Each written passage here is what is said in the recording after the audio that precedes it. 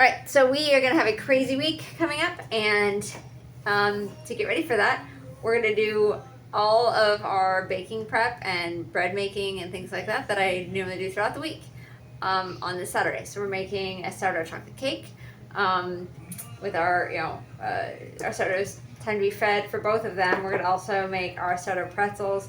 Both of those take the waste, and then we're gonna feed our sourdough so that way I can prep it for making our breads and things like that tomorrow. And then we're also going to be making banana bread. So, yep, lots of things to be cooking. We have our one KitchenAid, but then my kids for Mother's Day got me extra bowls one year, and that has been a lifesaver. So, yeah, we're going to go ahead and get started. And I've got my helper off camera, so she's going to be, just getting me all the things that I need.